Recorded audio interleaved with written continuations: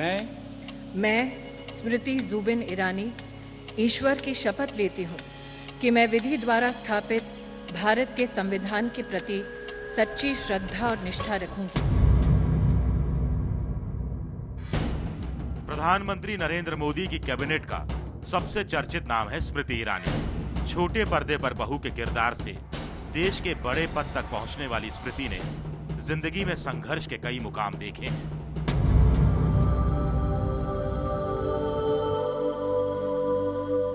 कम उम्र में नौकरी करके अपना आर्थिक बोझ खुद उठाने वाली स्मृति ने मुंबई के रेस्तरां में भी काम किया है। मॉडलिंग से लेकर फिल्मी दुनिया तक संघर्ष की राह पर स्मृति ईरानी ने जिंदगी का कठोर सबक सीखा है। स्मृति ईरानी शायद एक ऐसी महिला का नाम है जिसने जीवन में किताबें तो कई पढ़ी, लेकिन वो सिर्फ एक किताबी दुनिया में अपने आप को सीमित नहीं रखना चाहती थी। टीवी के छोटे पर्दे पर बड़ी कामयाबी के बाद जब स्मृति ईरानी ने राजनीति की दुनिया का रुख किया तो यहाँ भी कामयाबी ने उनके कदम चूमे। मैं स्मृति जुबिन ईरानी।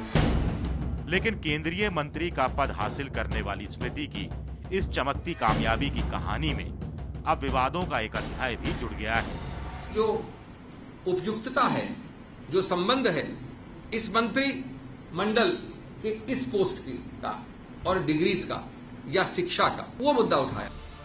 क्या ये भूल चूक की वजह से हुआ या जानबूझ के, या फिर इसके पीछे वजह है मेमोरी लॉस यानी स्मृति की विस्मृति। व्यक्ति विशेष में आज हम आपको बताएंगे मानव संसाधन विकास मंत्री स्मृति ईरानी की विस्मृति की कहानी। साथ ही पड़ताल इस बात की भी करेंगे कि क्यों, कब और कैसे प्रधानमंत्री नरेंद्र मोदी को लेकर भी स्मृति की हुई थी अपनी ही पार्टी से जंगे जुबानी। Narendra Bhai does not leave the post in the interest of the party. If he does not give Gujarat its glory back and Atal Bihari Vajpayee his name back, then a person like me has to take to the streets.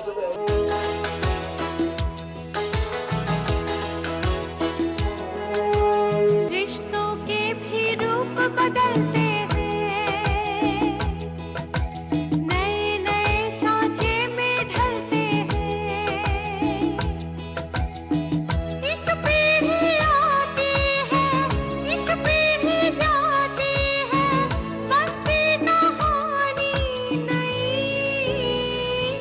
जीवन में कभी नहीं सोचा था कि देश को समर्पित करने का एक मौका आएगा अपने जीवन को, और मैं आज आभार व्यक्त करती हूँ भारत के प्रधानमंत्री नरेंद्र मोदी के प्रति और मेरे संगठन और हमारे राष्ट्रीय अध्यक्ष राजनाथ सिंह जी के प्रति कि मुझे ये मौका दिया।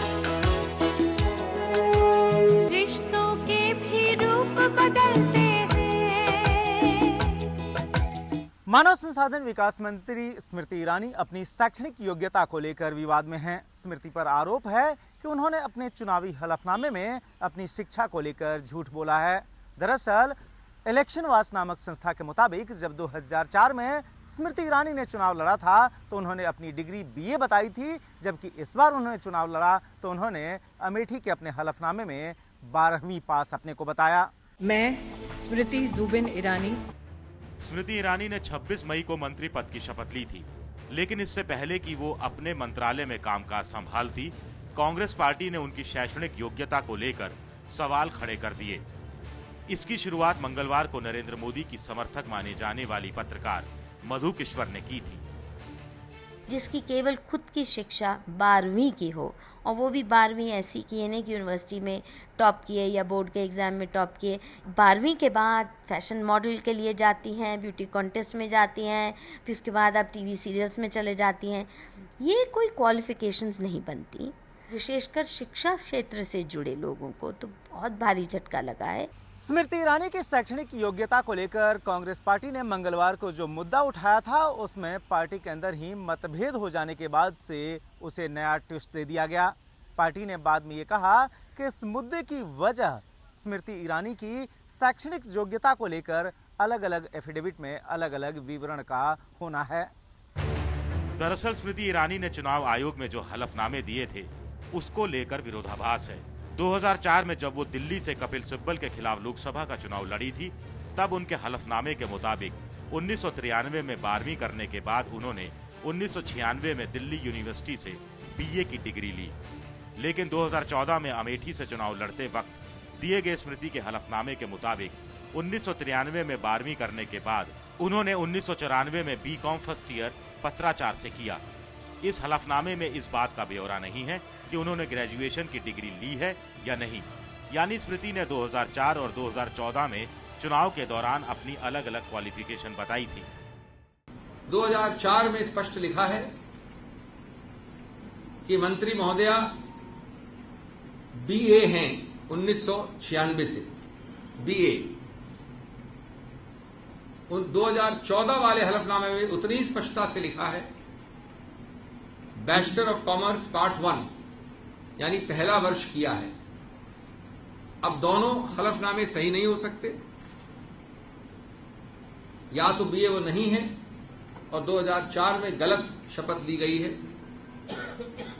या वो बीए हैं और 2014 में गलत शपथ ली गई है। कि ये सारा विषय इसलिए शायद बनाया गया है ताकि मेरा ध्यान मेरे काम से दूर हट सके।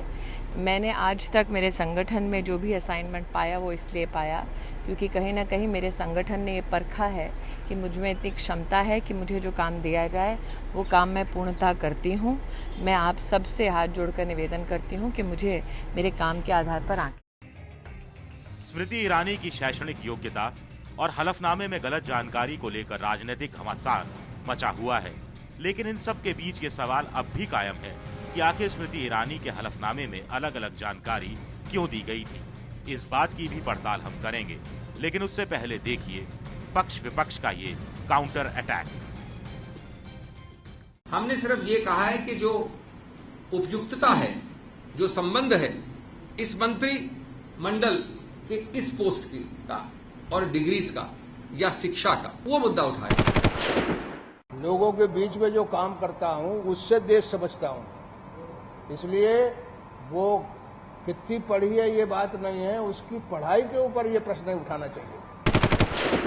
ये एक तरह से क्रिमिनल एक्ट में आता है और इस पर फौरी तौर पर भारतीय जनता पार्टी को स्पष्टीकरण देना चाहिए। सोनिया गांधी जिन्होंने यूपीए की सरकार चलाई हो, उनके क्वालिफिकेशंस क्या हैं?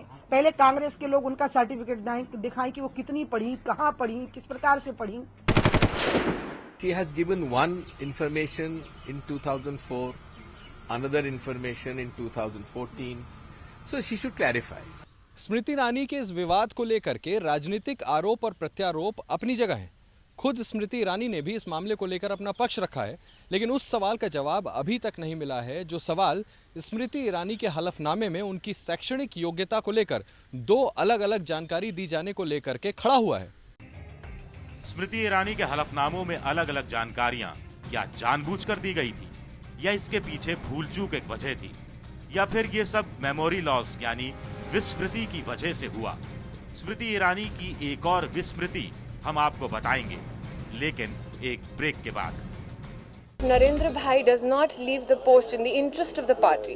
If he does not give Gujarat its glory back and Atal Bihari Vajpayee his name back, then a person like me has to take to the streets.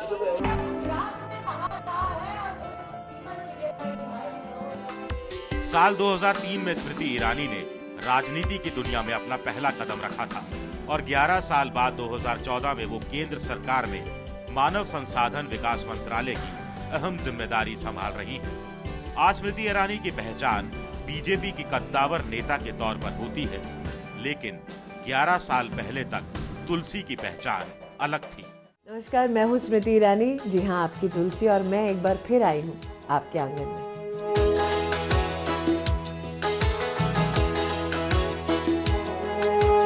रिश्तों के भी रूप बदलते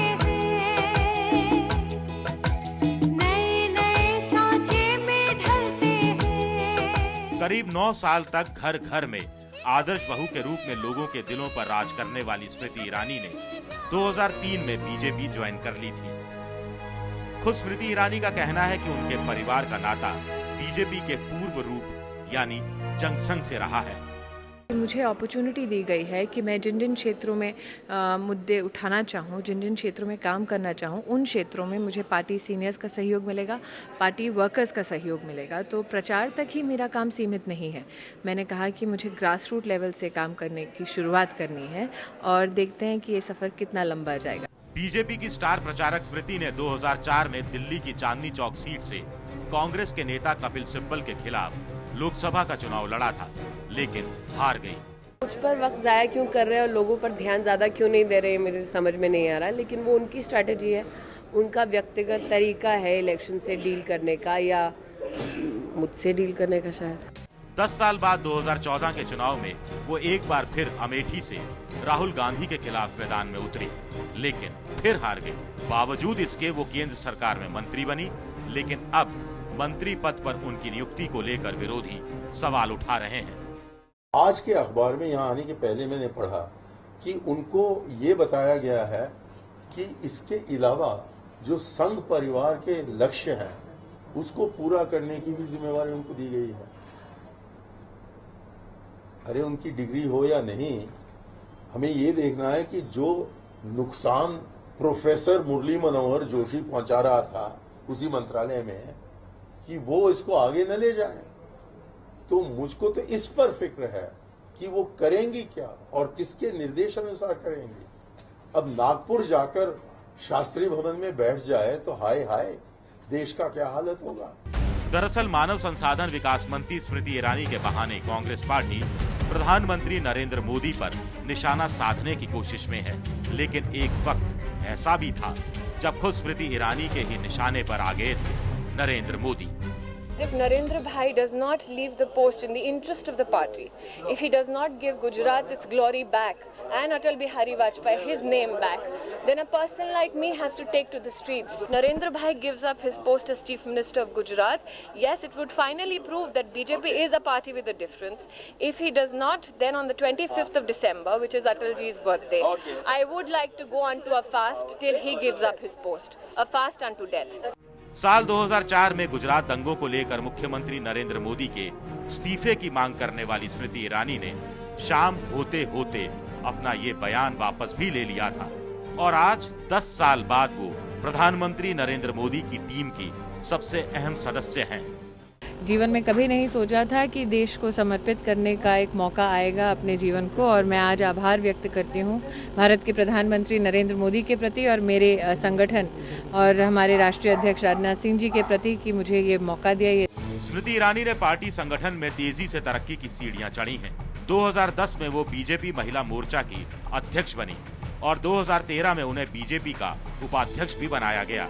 साल 2011 में स्मृति ईरानी को गुजरात से राज्यसभा का सांसद बनाया गया। खास बात यह है कि उनके नामांकन फॉर्म पर प्रस्तावक के तौर पर नरेंद्र मोदी ने दस्तखत किए थे और इस बात से ही अंदाजा आसानी से लगाया जा सकता है कि वो राजनीतिक रूप से नरेंद्र मोदी के कितने करीब हैं और आज छोटे पर्दे की ये बहू देश का एक अहम मंत्रालय संभाल रही हैं।